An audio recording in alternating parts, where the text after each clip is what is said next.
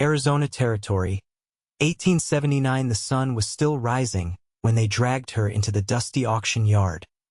Wrists bound, mouth bloodied but still running. "She talks too much for her own good," the sheriff muttered, tying the rope tighter around her arms like she was some wild animal, not a woman. This one, sold for insolence, disrupted the saloon with her yelling, spoke out against a man. Loudly, the crowd murmured, half amused, half eager. They had seen livestock sold, mustangs broken, men hanged. But this was different. Felicity Boone stood barefoot in the dirt, hair tangled, dress torn at the hem. She was 23, furious, and not about to let her voice be taken from her. "I said he was a liar because I said he cheated that girl and threatened her brother. And I would say it again if I had the chance." The sheriff slapped the back of her head. "You'll say nothing now." "I will say everything," she shouted. That was when the cowboy stepped forward. He had not been their long road in just after dawn. His horse lathered from a hard push through the desert. He was tall, maybe 30, lean with a quiet strength, his clothes coated in trail dust. His hat shadowed dark eyes, and his voice cut clean through the growing noise. "I like to hear a girl speak her mind." The sheriff turned, annoyed. "This is not your business, stranger." The cowboy stepped closer, slow but steady. "Name's Merritt Granger, and I reckon it is now." Felicity blinked up at him, her mouth parted in surprise. She had not seen him before, but something in the way he looked at her steady, not afraid, made her chest tighten. "You want to buy her?" the sheriff said, laughing now. "She is not worth the dust on your boots. Loud-mouthed, temper like a mule. You will be beggin' to return her." Merritt met Felicity's eyes. "How much?" The sheriff spat to the side. $50. Without hesitation, Merritt pulled the crumpled bills from inside his coat and dropped them at the sheriff's feet. Felicity stared. "You cannot just buy me," she whispered, voice trembling now. "I am not buying you," Merritt said. "I am getting you out of here." The sheriff snorted. "Same thing." Merritt stepped beside her, cutting the rope with his knife. Her wrists were red and raw, but she did not flinch. She looked up at him, and for the first time that morning, something softened in her face. "You all right?" he asked. She nodded, barely. "I was loud on purpose. I figured." They walked away just like that. No one stopped them. The sheriff had $50 and no more interest. The crowd scattered. They reached the edge of town before she spoke again. "Why did you do that?" Merritt mounted his horse and offered her a hand. "Because no one should be punished for telling the truth." She did not take his hand right away. "And if I keep talking?" "I hope you do." She climbed up behind him. They rode for miles in silence. The desert stretched wide around them, the air dry and hot. Felicity leaned back slightly, not touching him at first, but close enough to feel the heat of his body. "Where are we going?" she asked. "North, toward Willow Creek. I have a small ranch there." "You live alone?" He hesitated. "Used to be 3 of us. My sister died 2 winters back. Her husband left before that. Left me with their 2 kids." Felicity looked down. "That is awful." Merritt nodded. "They are good boys, though. Owen is 10 and Oliver is 6. They are waiting for me." Felicity looked up at the sky. "You did not have to take me." "Maybe not. But I wanted to." She was quiet a long time after that. When they reached a bend in the road by a dry riverbed, Merritt stopped the horse and dismounted. He reached up and helped her down gently. "We camp here tonight." Felicity knelt near the rocks, rubbing her wrists. Merritt built the fire while she sat, watching him. "You do not talk much," she said. He looked up. "I talk when it matters." She smiled, just a little. I like that. They ate cold beans from a tin and shared a canteen of water. The wind picked up, rustling the sagebrush. Merritt laid out his blanket and gestured for her to take it. I do not need. It is fine, he said. I will take first watch. You think someone will follow us? I think men who sell women do not like being made fools of. She pulled the blanket around her shoulders. Thank you for seeing me. He looked at her then, really looked. I saw you the second you opened your mouth. Felicity felt her throat tighten again, but not with rage this time. With something warmer. She lay on the ground, facing the fire, listening to the steady sound of Merritt's breathing as he sat nearby.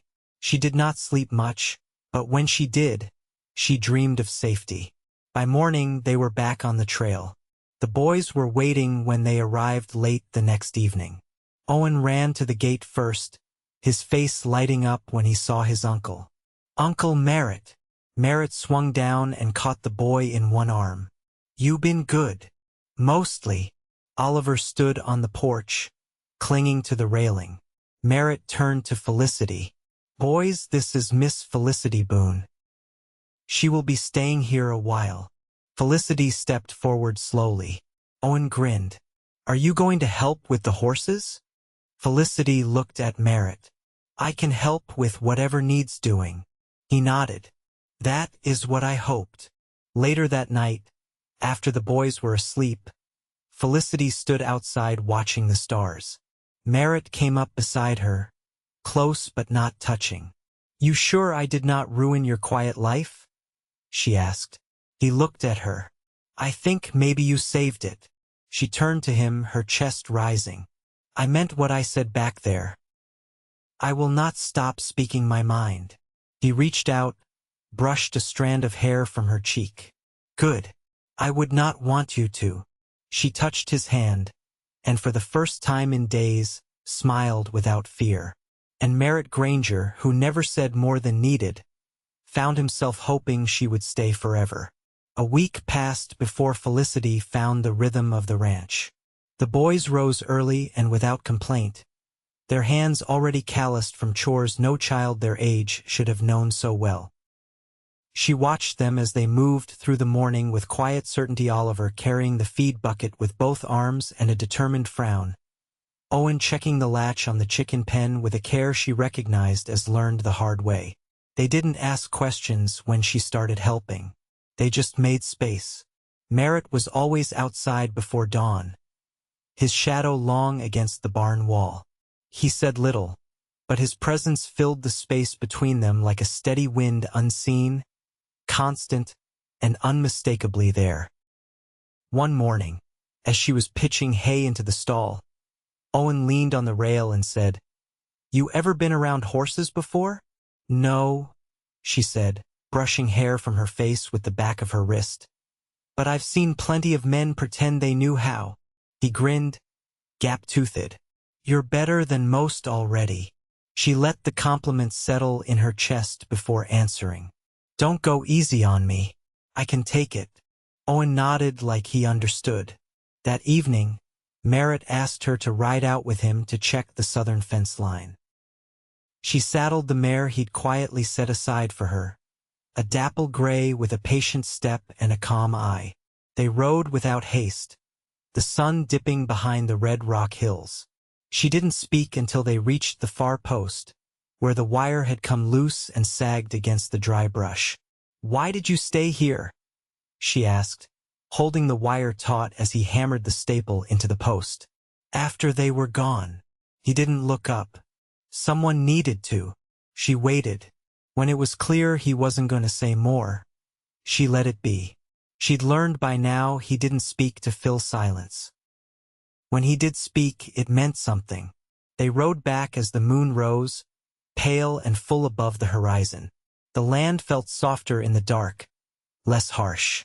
When they reached the house, she lingered at the well, drawing water while he unsaddled the horses. The boys were inside, the windows glowing faintly with lamplight. She poured water into the trough and turned toward him. Do you ever think about going somewhere else? Sometimes, he said, wiping his hands on a cloth. But there's a kind of peace in staying, even when it's hard. Felicity leaned against the rail. I never stayed anywhere longer than I had to. Always figured the next place would be better. He took a step closer, not crowding her, just closing the distance the way a man does who's thought about it but waited until it felt right. That's still what you think? She looked up at him then, the cool air brushing her skin, the scent of leather and dust between them. I'm not sure yet. He nodded, not pressing. That was something she'd come to respect in him, not just his patience, but his willingness to let her find her own footing. The next morning, she found a bundle wrapped in brown cloth on the table. She unwrapped it slowly. Inside was a pair of leather gloves, worn at the seams but sturdy. Too big for her, but not by much. Oliver peeked around the corner. Uncle Merritt said they're for you. She turned the gloves over in her hands. Did he now? He said you'd need them if you're going to help with the branding next week. She smiled into the cloth. Well, I suppose I'd better earn them. That afternoon, she joined Merritt in the pasture. He handed her a coil of rope, and she practiced the loop while he watched from atop the fence rail. After a while, he nodded, not with praise, just quiet approval. You catch on quick. I've been catching things my whole life, she said, tossing the rope again. Trouble, mostly. He chuckled, low and brief. It was the first time she'd heard the sound from him, and it caught her breath sharper than anything else that day. They worked until the sun dipped low and the shadows stretched long. When they walked back to the house, their boots scuffed the dry earth in rhythm. She didn't need to speak, and he didn't try to fill the quiet. Inside, the boys had set the table, two mismatched candles flickering between chipped plates. Owen looked up. We saved you the good biscuits. Felicity took the seat beside Oliver. I've never been given a good biscuit in my life. Well, Merritt said, taking his chair at the end. You'll have to get used to it. She looked at him across the table, and something settled between them, not spoken, not rushed, just understood. And for the first time in a long while, she stopped waiting for the next place. Merritt found her in the vegetable patch before first light, sleeves already rolled, knees pressed into the dirt between rows of young beans. She was pulling weeds with short, sure motions, the hem of her skirt damp with dew. You always start this early? He asked, voice still rough with sleep. She didn't look up. I couldn't stay still. He stepped closer, boots quiet on the packed earth. Something wrong. Had a dream. About an old river town I passed through once, she said, flicking a weed from the soil. It was burning. Nothing left but smoke and a piano someone dragged into the street. He didn't offer comfort. He crouched beside her instead, pulling a handful of crabgrass from the row. They worked in silence, ankles brushing once as they shifted toward the same patch. When the sun cleared the ridge and the boys' voices drifted from the house, she finally said, I don't know what to do with quiet that doesn't mean danger. You'll learn, he said, brushing dirt from his hands. Takes time. Felicity stood and wiped her palms on her skirt. Sometimes I wonder if I've been angry so long I wouldn't know who I was without it. He straightened. Then you're not done changing yet. She looked at him, eyes narrowed against the light. You think people can change that much? I think they do it all the time, just not fast. That night, after the boys had gone to bed and the dishes were stacked to dry, Merritt brought out a narrow wooden box from the back room. He set it on the table and unlatched the lid. Inside lay a fiddle, its varnish dulled by time, one string missing. Used to be my mother's, he said, running a thumb along the curve of the neck. She'd play when the wind got bad. Said it kept the walls from closing in. Felicity sat across from him, elbows on the table. You know how? He gave a short nod. A little. Not like she did. She leaned in, studying the instrument. I haven't heard music since I left Kansas City. There was a girl there who sang through the windows. Got herself arrested for it once. He drew a bow from the box, tightened it, and brought it to the strings. The sound that came was thin, wobbly, but not unpleasant. He played a few notes, adjusting his grip until the tune found its shape slow and plaintive, like wind through cottonwoods. When he stopped, she said, "You should keep playing. There's only 4 songs I remember." "Then play one slow," she said, her voice softer than before. He did. The bow moved steady, the notes pulling something from the stillness between them. She sat with her hands folded, eyes on the table, as though listening to something more than the melody. Later, after the fiddle was returned to its box and the fire had burned low, she lingered by the hearth, arms wrapped around her waist. "I never expected to end up here," she said, not looking at him. "Where did you think you'd be? Gone, or locked up, or forgotten?" He stepped closer, resting a hand on the back of the chair between them. "You're not any of those. This place," she said, glancing toward the quiet rooms beyond the kitchen. "It's not what I imagined, but it's starting to feel possible." He didn't move, just let her words settle like ash after a fire. She turned to face him. "Do you ever get tired of how much depends on you?" He held her gaze. "Most days, but it's easier with someone beside me." Neither of them said anything more. She reached out, her fingers brushing his forearm, and left them there. He didn't pull away. Outside, the wind picked up, whistling low through the cracks in the walls, but the house stayed steady. Inside, everything held. The branding took 3 days. Felicity didn't flinch at the heat or the noise, didn't shy from the ball of calves or the twitch of a rope tightening around her palm. By the second morning, her arms ached and her knuckles were raw, but she didn't let Merritt see her slow. He worked beside her, sleeves rolled, jaw set in concentration, not a word wasted, not a gesture out of place. The last night, after the fire had burned low and the iron was cooled, Merritt leaned against the fence and watched the herd settle. "You're stubborn," he said without looking her way. She poured water from the tin basin over her hands. "Takes one to know one." He let a small breath out. "You want to stay on?" She didn't answer right away. The wind was rising, brushing through the dry grass like a hand over cloth. "I need to know what staying means," she said. Merritt finally turned to her. "It means the boys keep looking for you every morning. It means I stop wondering if you're leaving." She stepped closer, still holding the basin. "And for me," he met her eyes, "it means you don't have to keep proving anything." Her grip on the tin loosened slightly. "I wouldn't know what to do with that kind of ease." "You'd learn." They stood there until the night settled hard around them, until the stars began to burn clear overhead. The next day, Felicity took Oliver into town for flour and sugar, the first time she'd left the ranch since arriving. The boy sat tall beside her in the wagon, legs swinging, his straw hat too big. At the mercantile, she kept one eye on him and the other on the shelves.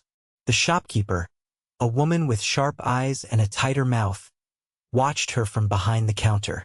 "You Merritt Granger's new woman?" the woman asked, arms folded. Felicity didn't blink. "I'm the one who brought his nephew to town for supplies." The shopkeeper sniffed. "That house's had no luck since his sister passed." Felicity placed the flour on the counter. "Maybe luck isn't what it needs." When they got back to the wagon, Oliver held out a small tin of boiled sweets he'd bought with his own pennies. "One for you," he said, proud. She took it with a nod. "Now don't tell your uncle or he'll think I'm softening." Oliver grinned. "He already thinks that." The road home was quiet, dust rising behind the wheels. Felicity kept her gaze on the ribbon of trail ahead, but her thoughts were elsewhere, on the way Merritt's voice had lowered when he said her name the night before, on the way the boys now looked to her before asking questions.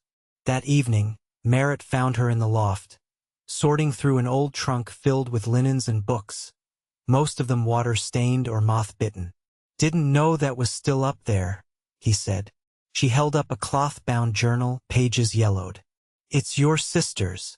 He stepped closer, brushing dust from the edge of the trunk. "She kept everything, even things that hurt." Felicity traced the edge of the cover. "You ever read it?" "No." Felt like her space. She sat back on her heels. "Maybe it's time someone did."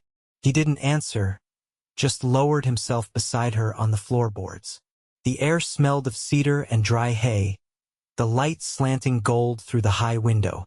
"You're not what I expected," he said after a long stretch of quiet. She turned her head. "What did you expect? Someone who'd leave?" She looked down at the journal in her lap. "I nearly did.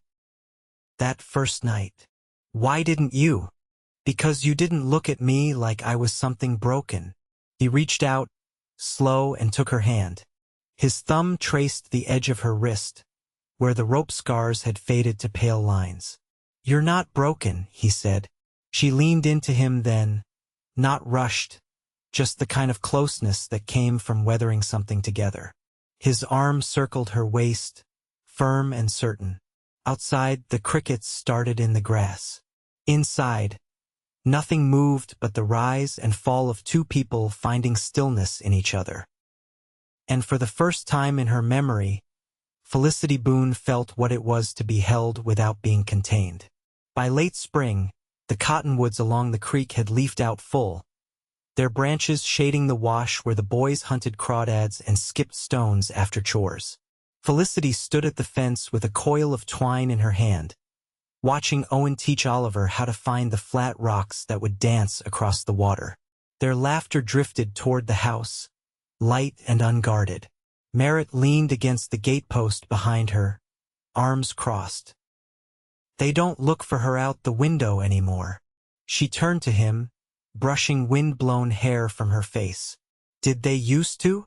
"Every morning that first winter."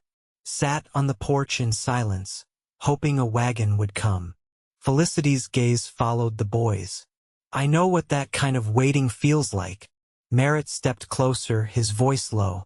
"You changed that for them. You gave them something to look toward instead." She didn't answer right away. The wind lifted the edge of her skirt, and she pressed it down absently. Then quieter, "I never thought I'd be good for anyone." Merritt looked down at her hands, her right thumb wrapped in a cloth where she'd burned it last evening pulling bread from the oven. "You're good for every one of us." That night, the boys fell asleep in the loft with their heads together, books spread across their chests. Felicity covered them with the patchwork quilt she'd stitched from old shirts and worn dresses, then stepped out onto the porch where Merritt was oiling the hinges on the barn lantern. She sat on the top step. "I had a letter once, from my father. After I left Missouri. He said I was too much like my mother, too proud, too fire-tongued. Said I'd never find a place that'd keep me." Merritt set the lantern aside. He was wrong. She looked at him, the porch light catching the edge of her cheek. "I think he wanted to believe I'd burn up without him." "You didn't. You lit something else instead." Felicity looked away, blinking against the brightness in her eyes. "You always say the right thing." "No," he said, lowering himself beside her. "I just tell the truth when it's earned." She reached for his hand. He let hers settle over it without hesitation, their fingers slipping together like they'd always belonged that way. The next morning, Felicity found the boys in the kitchen with wildflowers in a jar and a plate of eggs already cooling on the table. Owen grinned. "We thought maybe you'd like breakfast for once." Oliver added, "Uncle Merritt helped." She looked over at Merritt, who shrugged and reached for the coffee pot. "They said it was your day." "My day." "Well," Owen said, adjusting his suspenders, You're the one who makes the house feel like it's got a heart in it. Felicity sat down slowly. Then I suppose I better eat every bite. After breakfast, Merritt asked her to walk the northern fence with him. The air was heavy with the scent of juniper, and a hawk circled high above the ridge. They paused beneath a twisted mesquite where the wire had pulled loose again. Merritt crouched to fix it, but instead of reaching for the staple, he pulled something small from his pocket. She watched, puzzled. Fence repair with a keepsake? He stood and opened his hand. In his palm lay a silver ring, simple and narrow, the edge carved with a tiny desert rose. My mother wore this, he said quietly. Found it in an old sewing box last winter. She used to say it meant bloom where you land. Felicity's breath caught as he looked up at her. I don't have fine words, Felicity. I never will. But I'll build you a life that holds. One that doesn't ask you to be less of anything. She took the ring from his hand, turning it gently. And if I say yes? Then we finish this fence and we go home. She slid it onto her finger.